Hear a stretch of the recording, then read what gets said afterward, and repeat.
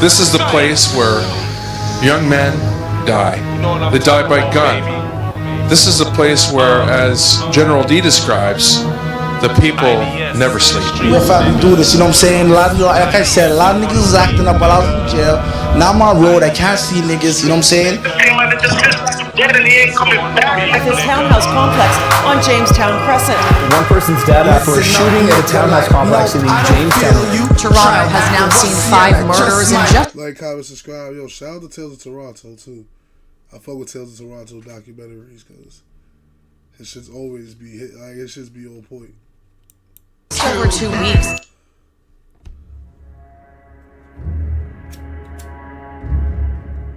This is Mustafa Omar, otherwise known as Sizzlac or LV. He is commonly recognized for his hit record, Realist in the Six. He had aspirations of becoming one of Toronto's top MCs, but due to his affiliations with the city's underworld, he wouldn't live long enough to see his rap career flourish. The rumors surrounding Sizzlac's criminal career seems to be endless. From being involved in the highly publicized robbery of Drake back in 2009 to being the triggerman of multiple shootings in the notorious block of back in 2000 seems to be endless. From being involved in the highly publicized robbery of Drake back in 2000.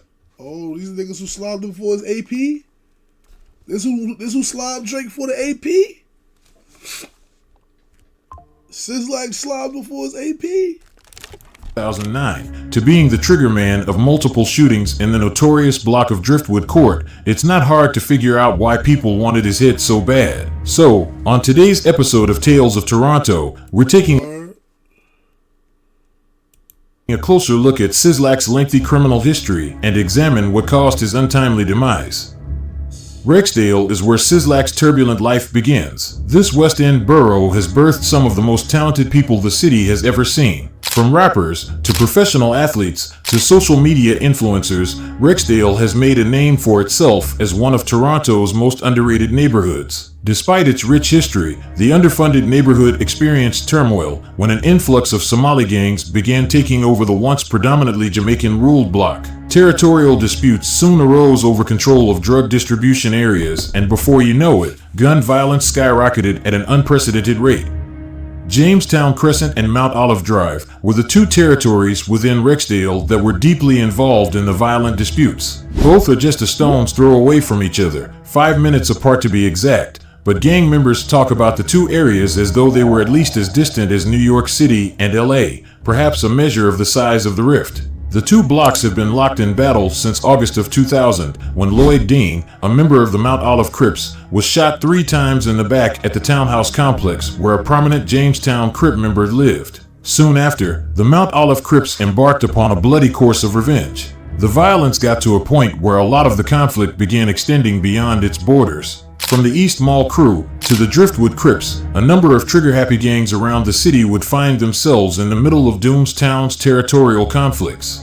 In a bid to clean up the troubled West End neighborhood, Toronto police teamed up with the city's Community Housing Committee and enforced a mass eviction of families who live in Jamestown and have links to the Jamestown Crips. But little did Toronto police know, by 2007, a number of subset crews would have formed under the Jamestown Crip umbrella, one of them being IDS. An abbreviation for In the Streets, the gang was headed by none other than Sizzlac. Notable members include OVO affiliate Young Dubs, who is the brother of the currently incarcerated Young Lava, and Clifton Vassell, a trigger-happy chain-snatching gunman who has a lengthy rap sheet ranging from robberies and even murder. IDS became one of the most recognized names within the streets of Toronto rather quickly, especially amongst his rivals. From Mount Olive to Driftwood Court, they all seemed to have a clear understanding of who Sizzlac and IDS were.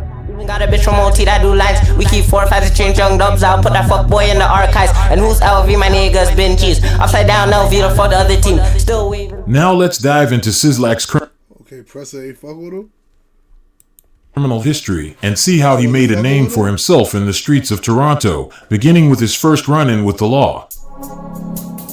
On June 9th, 2007, at 2 p.m., presumed East Mall crew affiliates and known drug traffickers, Anthony Grant and Devin Vivian, went to Dr. Flea's flea market in Rexdale to shop. 15 minutes later, Sizzlac and 3 of his friends, Jose Saiz, Matthew Dale, and Frank Aquaboa, entered the market together. Devin and Anthony did not know Sizzlac and his associates. Around 3 p.m., Devin was confronted by Jose Saiz. Jose pulled a pendant from Devin's neck and then left the market with Sizzlac. When Anthony and Devin followed them, Sizzlac and Jose each pulled out their own semi-automatic handguns and pointed it at Devin. While holding Devin at gunpoint, Jose utters, "What?" causing Anthony and Devin to retreat back into the market.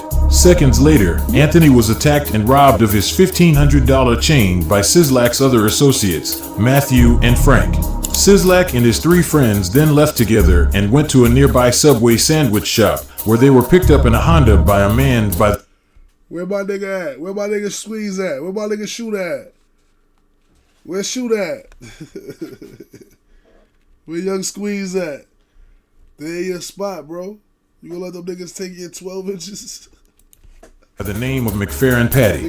Meanwhile, Anthony and Devin left Dr. Flea's and headed home in Anthony's Mercedes-Benz SUV. As Devin was driving in the center lane of Kipling Avenue going south, a Honda pulled up beside them in the curb lane. It was Sizzlac and his associates. Jose Saiz taunted Anthony and Devin by holding Devin's stolen pendant out the rear driver's side window, while Sizzlac flashed his handgun. Wanting his pendant back and angered by the taunts, Devin turned right onto John Garland Boulevard and followed the Honda. As soon as Devin pulled up alongside the Honda, Anthony pulled out a handgun from the glove compartment of his car and fired 13 shots at Sizzlac and his associates. Jose Saiz was hit 6 times and was killed instantly, while Sizzlac, McFerrin Patty, and Matthew Dale were wounded. Miraculously, Frank was left unscathed. Devin and Anthony sped away from the scene and 3 days later fled to Jamaica. Both were eventually arrested and returned to Toronto. They were initially charged with first-degree murder, but after successfully appealing and later testifying, they were found guilty of second-degree murder and 4 counts of attempted murder. Although they received a mandatory life sentence, Anthony is eligible for parole in 2020. Jose got niggas killed behind that chain. Bugging the fuck out. 5 and Devin in 2020. Their current incarceration status is unknown. They admitted. 2 years after this incident, Sizzlac would be back in headlines, but this time he wasn't the victim. The following incident took place on June 6, 2009, at a historic farmhouse in Brampton, Ontario, locally known as The Ranch. The Ranch was an after-hours club where organizers provided alcohol for sale illegally and a disc jockey to furnish music for dancing. There were an estimated 100 patrons in attendance, including Sizzlac and fellow IDS member Justin Bellinger, street name Fat Kid. A security guard, one Vernal Davidson, was provided, whose task it was to search attenders for weapons before they entered the front door, which was under surveillance by a video camera. At about 5:15 a.m., a dispute is said to have broken out between Sizzlac and a group of individuals in the kitchen. A number of gunshots were fired, causing pandemonium amongst the patrons, most of whom tried to flee simultaneously. When police arrived, they found 40-year-old Terrence Hughes dead on the kitchen floor and 29-year-old Garth Palmer dead on the driveway leading to the front door of the building. Both died from gunshot wounds. 6 other people, including Justin Bellinger, also received gunshot wounds that were not fatal. Bellinger was shot in the chin but fled the scene. He was found 1 kilometer from the ranch by paramedics who were en route to the ranch to attend to injured patrons. He was tended to, then later arrested at the hospital and charged with 2 counts of second-degree murder. Sizzlac also fled the scene, but was arrested later that month and hit with the same charges. Shortly after his arrest, Bellinger had a lengthy interview with police and provided an exculpatory statement. In that statement, he admitted that he and his co-accused, Sizzlac, were friends and had arrived together at the ranch. Bellinger then admitted him and Sizzlac were in the kitchen where the shooting occurred. Forensic Nigga said we was in the kitchen, but we ain't do it. Bro, no comment. No comment, bro. You just making this shit worse. Y'all putting yourself at the scene of the crime. Like, come on, bro. Like, no comment. No comment, bro. Like, niggas is fucking bugging. Bellinger then admitted him and Sizzlac were in the kitchen where the shooting. Don't say my name, nigga. Say you was there. Speak for yourself, bro. Like, yeah, niggas gotta learn to speak for themselves. Don't speak for nobody else. You want to tell on yourself. Don't say we was there together. arrived together at the ranch. Bellinger then admitted him and Sizzlac were in the kitchen where the shooting occurred.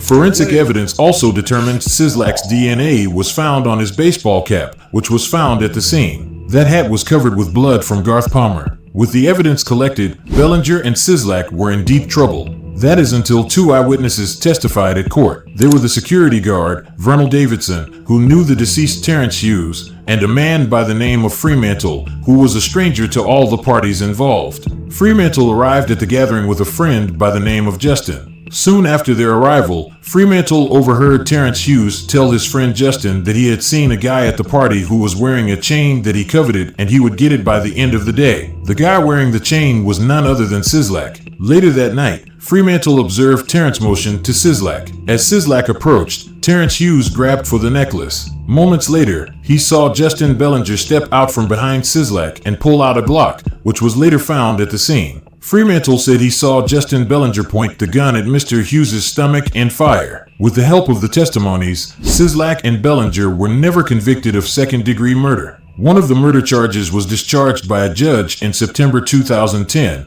The other was withdrawn by the Crown in October 2011. However, Bellinger pleaded guilty to manslaughter, while Sizzlac pleaded guilty to aggravated assault in relation to the incident and was sentenced to 2 years in Maplehurst Correctional Center in Milton. While incarcerated at Maplehurst, Sizzlac would be involved in another violent altercation. The following incident occurred on December 18, 2010. At Maplehurst, Sizzlac and another inmate by the name of Angus Snow were servers, and their job was to distribute food to the other He came off with that two flat. He came off. Inmates in the unit. On December 18, 2010, one of the inmates served by Sizzlac was Kishon Felix. Sizzlac and Felix had an argument during the dinner hour about whether Felix had been delivered his bread. The argument was heated and, as a result, they both agreed to meet later and sort things out. After all cells were opened and the inmates had an opportunity to access the unit, Felix came down from the Tier 2 level and waited in a corner of the unit near the washroom facilities. Sizzlac approached Felix and a fight began. The scuffle made its way behind the toilet facilities out of sight of the surveillance camera. Moments later, 3 other individuals, later identified as Andre Palmer, Damian Richards, and Angus Snow, joined Sizzlac and together, they jumped Felix behind the washroom facilities. Felix was left unconscious with various contusions and a head injury. Felix's injuries were so severe he was admitted to the hospital where a CT scan was administered. It revealed swelling in the brain and a left frontal contusion. The neurosurgeon in charge feared there was potential for permanent injury. Fortunately, after spending a month in hospital, his health significantly improved and he was discharged back to Maplehurst on January 10, 2011. Preliminary inquiry would begin on December 12th and multiple witnesses would take the stand to provide some pretty questionable testimonies. One of them was an inmate named O'Brien. O'Brien was determined to be an unreliable witness after providing various versions of the events, then later admitting he was prepared to lie to the court in order to receive a reduced sentence in his own case. The next witness called by the Crown was a correctional officer at Maplehurst. Although she didn't see the incident occur in person, she was called by the Crown to identify the 4 inmates who had attacked Felix. She admitted that she was not able to identify them independently and that she had relied on the assistance of another inmate to make an identification. Since she was unable to identify any of the attackers on her own, her testimony was rejected. Kishon Felix refused to testify and had told police that he was unable to recall the attack. With the lack of evidence and the Crown unable to prove beyond a reasonable doubt the accused were the attackers, the judge found Sizzlac and his 3 co-accused not guilty of the offense of aggravated assault. After serving his time for the Brampton ranch shooting, Sizzlac was released by January 2012. After being let off the hook in 3 separate cases, you would think Sizzlac would have learned his lesson and remained a bit more low-key, but believe it or not, he was back in front of a judge by spring. On April 7, 2012, Saskatoon's drug unit received information from confidential sources indicating several people were trafficking in a dial-a-dope operation. A dial-a-dope operation is a manner in which drugs are often distributed to their customers. The seller and buyer will contact each other by phone and arrange to make an exchange at a predetermined location. By May 2nd, 2012, Saskatoon police would receive search warrants and proceed to conduct a 10-hour criminal surveillance operation involving 12 police officers. During their surveillance, officers witnessed Sizzlac and 3 other men conducting a full-blown drug trafficking operation at multiple hotels. Confidential informants further revealed a gold Malibu was being used for the drug operation, and soon it became the target vehicle. Officers witnessed Sizzlac in the target vehicle interacting with multiple men outside of a hotel, one of them carrying a white Foot Locker bag. Some hours later, several people began going in and out of one of the units, which officers believed was a sign of drug trafficking activity. With the information provided by the confidential informants along with the evidence collected during their surveillance operations, Saskatoon police believed they had reasonable and probable grounds to take down Sizzlac and his accomplices. Sizzlac, Mohammed Aden, Raldo Thompson, and Anthony Durant were jointly charged with possessing for the purpose of trafficking and possession of proceeds exceeding $5,000. At the time of his arrest, Sizzlac was found with a few $100s, key cards to hotels, 2 cell phones, and a pocket knife, while Mohammed, Raldo, and Anthony were found in possession of the white Foot Locker bag. It contained a Pyrex measuring cup, a box of baking soda, and a table knife, which officers indicated were common tools of the trade used by cocaine traffickers. On January 27, 2014, trial would commence. It involved the testimony of an expert witness and 19 police officers. None of the accused, including Sizzlac, testified. By the end of the 8-day-long trial, Sizzlac was acquitted of all charges. The judge's reasons for acquitting Sizzlac are as follows. Upon arrest, no drugs were found on him. There was no evidence beyond a reasonable doubt that he at any time trafficked in any drugs on May 2nd. The paraphernalia found in the gold Malibu was left there by the registered owner of the vehicle, a man by the name of Omar Hired, who was also seen in the vehicle. There is also no evidence suggesting that Sizzlac must have known the paraphernalia was there. From being in the company of his co-accused on May 2nd and having possession of a key to room 230, where the drug trafficking is said to have taken place, Sizzlac has clearly placed himself in a position which gives rise to suspicion. But suspicions or conjecture cannot replace proof in criminal matters. Therefore, the court was not satisfied beyond a reasonable doubt that Sizzlac had knowledge or control of the drugs in room 230. And so, Sizzlac was acquitted of all charges. However, his troubles that year were just beginning. Hundreds of people ran for cover overnight as gunfire erupted outside a nightclub in Liberty Village. 3 people were shot and another victim was run down by a car fleeing the scene. Chaos ensued. Everybody was running away from the parking lot. One woman ran right onto the street at Liberty and Fraser. Yeah, my son undefeated in the courtrooms. What? That nigga 3-4-0 in the courts, nigga. My son undefeated, nigga. The people's champion. I don't know. Nobody beat 4 cases. Avenue, and she was struck by a car. Now that's what you know about me. What you know about me. After being released by February of 2014, Sizzlac went straight to the booth. 2 months later, the music video for his hit single, What You Know About Me, would be released. Shot in the heart of Jamestown, the music video features several notable IDS members, from Clifton Vassell to fellow rapper Pyrex. If the raw visuals didn't grab your attention, surely the lyrics will. Gucci man caught a body. I beat who? After beating 3 cases and 2 murder charges, most would begin to feel as if they were untouchable by the law, and for the IDS frontman, that's exactly how he felt. But come Carabana weekend, Sizzlac wouldn't be caught lacking by the law this time. Rather, it would be his East Mall ops once again. August 4th, 2014, at approximately 3:30 a.m., 5 people were injured in a shooting following a Carabana-themed party in Toronto's Liberty Village neighborhood. Police estimate that 10 to 15 bullets were fired in the parking lot behind Lamport Stadium, leaving 3 people wounded, one of them Sizzlac. It's rumored a man pretending to be a fan walked up to him asking for a pic, but instead of pulling out his phone, the so-called fan pulled out a gun. Moments after gunfire erupted, panic set in for patrons. As everyone tried to... That's crazy. Nigga pulled up like a fan. Yo, let me get a pig. Boom.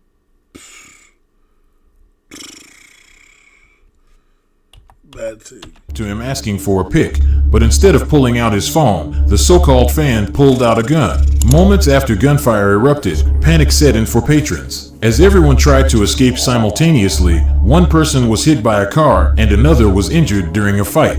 Fortunately, everyone made a full recovery. 2 males were taken into custody and charged with a number of firearms-related offenses in connection to the shooting. Their identities and the outcome of the case were never revealed. Even after being shot, Sizzlac remained keen on elevating his rap career because it only took 2 months for him to recover and drop new music. October 31st, 2014, Real was released. It featured fellow Rexdale rapper Richie Peso and Chicago drill rappers and Chief Keef affiliates SD and Gino Marley. Throughout the song, he remained raw and unfiltered, with one of his bars hinting at his chain-snatching ordeal back in 2009. Turned up in the club, I let my chain swag. He tried to stick me up and got his face splashed. The Chicago and Toronto link-up is a rare occurrence, with only a select few artists being able to bridge the gap. But for Sizzlac, it was no biggie. Now as Sizzlac's rap career was on the rise, so was the tension between IDS and his ops, specifically the Driftwood Crips. Come spring the following year, the rivalry would reach its boiling point as both sides would engage in a violent back and forth, with Toronto's police commissioner going as far as dubbing it gang warfare. We're following a developing story out of the Jane and Finch area where multiple people have been shot. Chopper 24 was over the scene just after 6 p.m. for reports of a shooting at 404 Driftwood Avenue. The call came in at 5:51 p.m. There are a total of 5 victims. Paramedics say 3 people have been sent to a trauma center, 1 with life-threatening injuries. 2 other people have been taken to a local hospital. April 16, 2015, shortly before 6 p.m., a number of suspects opened fire on a group of people standing outside of a townhouse complex on 440 Driftwood Avenue. 3 male victims were taken to a trauma center, 1 with life-threatening injuries. 2 other patients suffered gunshot wounds to the leg, one of them being the father of Was Gang affiliate and rapper Hooligan Wassa. 25 minutes after the shooting unfolded, CCTV captured the moment several unmarked police vehicles located the suspect vehicle on Elmhurst Drive, a residential street 5 minutes from Jamestown Crescent. A dramatic foot pursuit ensued and 4 men were captured and taken into custody. One of them was shot by police in the process, suffering non-life-threatening injuries. Police later announced 25-year-old Akeem Bailey, 29-year-old Clifton Vassell, 21-year-old Maurice Smith, and 20-year-old Daniel Duarte Alvarez were facing a combined 120 charges in connection with the shooting. The charges include attempted murder, discharging a firearm with intent to wound and endanger life, and unauthorized possession of a firearm. The mass shooting comes 2 weeks after 46-year-old Donald Beckles was gunned down on his doorstep. The hearing-impaired Jamestown resident had 0 gang ties, and police believe he was targeted simply because he was the first person these killers saw. Toronto police later informed the public the attack was confirmed to be tied to the ongoing feud between gangs from Jamestown and Driftwood Court, and residents from both communities should brace for retaliatory gun violence, which is exactly what happened next. From Driftwood Crip Wasi, who died in a shootout with police outside of a downtown Toronto club, to IDS member Slugga, who was shot and killed a month later at an OVO after party, which also left an innocent woman dead and 3 others injured. The remainder of 2015 seen a number of bodies drop on both sides. As Toronto entered 2016, the war between IDS and Driftwood calmed, and for Sizzlac, it was back to business. On April 20th, he would drop his hit single, Realist in the Six. The lore behind the Murder Beats produced track is rather extensive. The majority of the music video is shot around an infamous Chinese restaurant called New Ho King. Located in Toronto's Chinatown, the restaurant has been the scene of multiple fatal shootings dating back to the early 2010s. These murders have been linked to a downtown gang called Heart of a King, whose criminal activity centered around local adult entertainment establishments and bars. It's widely believed Sizzlac recorded his Realist in the Six music video at the New Ho King restaurant to diss the gang. In one scene, Sizzlac is even seen lurking in an alleyway behind the restaurant, where it's believed he caught an HOK member lacking. Then there's the lore of Drake's robbery. On May 31st, 2009, Drake was robbed at gunpoint by two men in Toronto's Little Italy district, a block away from New Ho King. He was forced to forfeit a chain, an AP watch, and $2,000 in cash. The thieves then hopped into a waiting getaway car, heading south on I never even knew Drake was robbed before. Gangster. Beatrice Street. Shortly after, the getaway car was stopped by police for going the wrong way on a one-way street. Three men dove out to evade arrest. Two were captured. One managed to escape. The driver of the vehicle, Socrates Cotterill, and the gunman, Paul Lelouchu, were initially charged with armed robbery, conspiracy to commit armed robbery, 3 counts of pointing a firearm, and possession of stolen property. But these charges were later dropped. Instead, the men pled guilty to conspiracy to commit robbery and spent 6 months in jail. According to a lawyer involved in the case, the police synopsis lists the unidentified man who evaded arrest as the second gunman. It's not known what happened to him, but those with their ears to the streets of Toronto believe this was Sizzlac, and thus, his realest in the 6 record was actually a shot at Drake. The story of the robbery resurfaced this past weekend after Kendrick Lamar name-dropped New Ho King in one of his many diss tracks aimed at the self-proclaimed Sixth God. Talk about me and my family, Crody. Someone go bleed in your family, Crody. I be a New Hall King eating fried rice with a dip sauce and a blammy, Crody. Tell me you're cheesing, fam. We can do this right now on the camera, Crody. Kendrick name-dropping New Ho King was oddly specific, leaving many to believe the lore of Sizzlac robbing Drake for his AP is true. Now, regardless if it is, the repercussions of all those subliminal shots would reach Sizzlac in less than 72 hours. One person is dead and 3 others are wounded in an early morning shooting in Mississauga. For more, April 23rd, 2016, Peel Region Police were called to a townhouse complex in Mississauga, Ontario for a report of gunshots. Upon arrival, officers located Sizzlac and 3 unidentified victims lying on the ground outside the residence, suffering from multiple gunshot wounds. Fortunately, the unidentified victims recovered and were released from the hospital the next day. Sizzlac, on the other hand, had succumbed to his injuries mere hours after arriving at the hospital. And just like that, the IDS frontman was gone. But the rumors surrounding his unsolved murder seems to be endless. On one side, many have speculated Yo, South London, man, have a good day, bro. Have a good night, bro.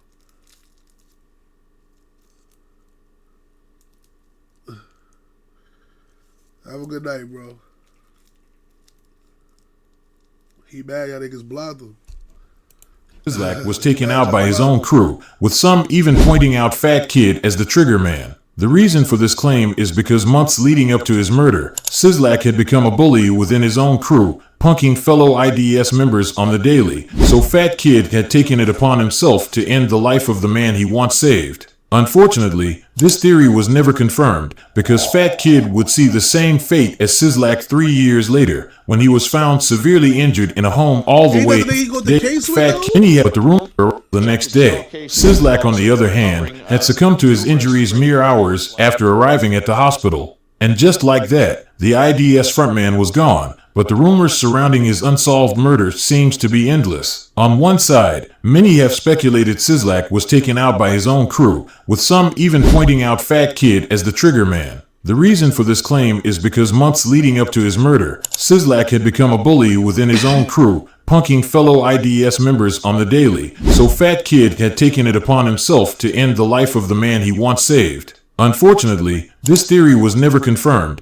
because Fat Kid would see the same fate as Sizzlac 3 years later when he was found severely injured in a home all the way in Winnipeg. He succumbed to his injuries in hospital. His murder is also unsolved. Then there's the theory of Easyano. A rapper and member of Heart of a King, it is rumored Easyano took out Sizzlac himself as getback for dissing his crew in Realist in the 6. This theory would never be confirmed as well, because 2 months after Sizzlac was murdered, Toronto police organized a mass raid targeting Heart of a King. Easyano was knocked in the raid and consequently deported to Grenada. Since his passing, Sizzlac's legacy has lived on, but not in the way you might be thinking. Rivals have relentlessly mocked his name by wearing Louis Vuitton belts upside down and name-dropping him on diss tracks. Some have even called out IDS members for not posting a single tribute for their fallen member on social media. Look, I got hit up in the party, did a dance.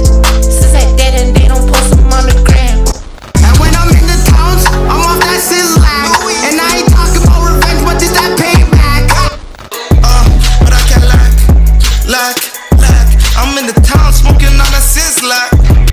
Although Sizzlac's rap career was short-lived, for his rivals to mention him continuously 8 years after his passing truly shows the impact he made within the streets of the Six. That impact, however, has clearly proven to be the reason for his demise.